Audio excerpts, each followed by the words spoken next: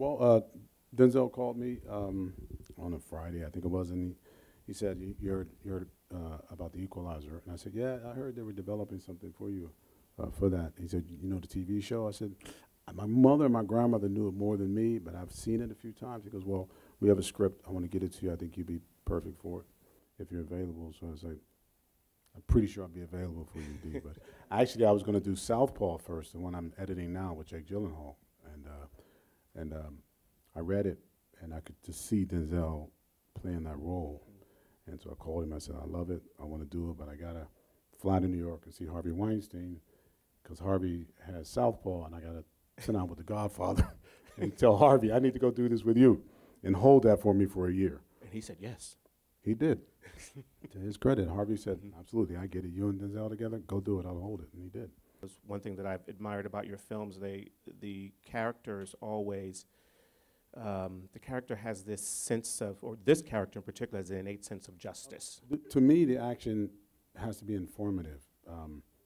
And that's normally where I start with it. So I look at the action scenes as a dialogue scene. I look at the action scenes, what is it saying to you? What does it tell you about the character as opposed to exposition? It's another, it's motion pictures, right? So what can I say with the action scene?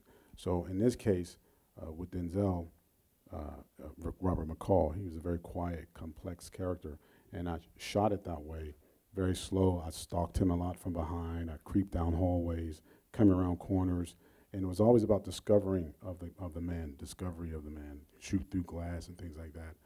And so when we got into the room with the Russians, the concept there was to shoot it like a dialogue scene, so that my camera became another character in the fight. And I wanted to make sure that you saw the violence clearly, to see him doing the violence, because there's still acting going on in his eyes. So to shake the camera around and do all this fancy stuff, you lose the drama, you lose the impact of the violence, because the violence tells you a little bit about his past. The way he does it, it tells you that, how do you learn to do that? What type of individuals do that? And the reason why I went into his eye and all these things was because I did research when I read the script. You know, it's like the classic, the Indians attack the fort. It's like, and then something amazing happens in the room, and he kills everybody. And I was like, okay, the director's problem, right? So and Richard Wink would just laugh. He goes, "Figure that one out." So it said some sort of vision he had. So I started talking to some doctors, friends of mine that are doctors, and then a couple buddies are Navy SEALs, and one individual was like, "This does black op work." And I literally told Richard, "Come to my house. I'm going to bring some of my buddies." One of them in particular, Paul, came over, my wife back there.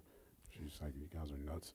And he came down into my theater and he brought a bag of things. And I said, "Here's the scenario." And we discussed it. He read the pages. And he said, "Well, you know, in these sort of situations, these are the sort of things that I would be looking for right away in the room. If I know I'm coming in the room and violence is a possibility, he would note things in the room that he can use as weapons.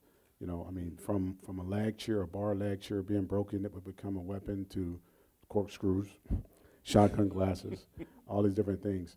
And Keith Willard is my stunt coordinator. He's a Navy SEAL. So we have the human anatomy up, and we would discuss where the soft spots were and what kind of trauma that would create. Also, when I spoke to doctors, and I went to eye doctors, and I said, what happens when the body's excited? When you know, and one of the doctors was explaining to me that these particular individuals are trained for their body, for their hearts to go down. They're trained to find comfort in chaos. You know, the pupils open up for more light to get in, so things become more vivid and sharp. And for them, it happens that quick. For us, you know, a bomb goes off, or even a loud bang in the back, we're all going to jump.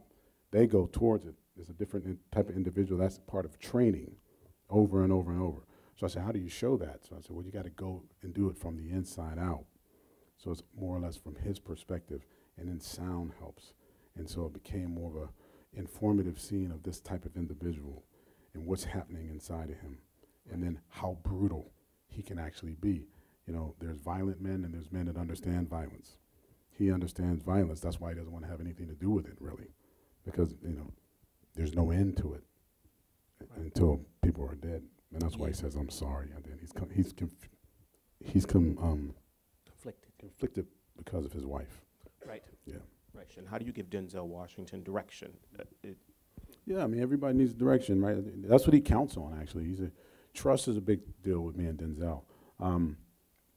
When I did Training Day, I did a scene, and I got the shot. I was feeling good about it. I said, Denzel, you want to come? Because I was nervous. Training Day was my third movie. I'm with Denzel Washington and Ethan Hawke. I'm like, you want to come over and see the monitor and, make sure you're good with it before I move on? He said, nah, man, you're flying this plane. He said, the time to be afraid is when plane's on the ground. Let me know when you need me. And walked away. And I was thinking, I cannot screw this up. Right. But he's never, ever looked at the monitor. And he's never questioned the things I'll ask him to do. He'll ask, obviously, if a logical thing to try to understand and get in my head a little bit. And sometimes I don't give it all away because he's already doing some things, and I don't want it to become I want him to just keep doing what he's doing. But, you just talk to him like you would with any actor, and he's an actor. And Denzel will tell you himself he's an actor first, and when the movie's over, he's an unemployed actor. Right. And he wants to be handled that way, and he trusts you. He trusts me, and you have to have that on set, and we collaborate. And we spend a lot of time together before. I mean, we have fun. We lock the door, we talk. He came up with the OCD, and we talked about shaving his head. And obviously, I don't know, my head may have inspired him, but it was like, and we started we just kind of played. We did the same thing with Training Day, and we just design it. We talk about the character, and we go deeper as we can, and then we both agree that's what we're doing, and we just go to work.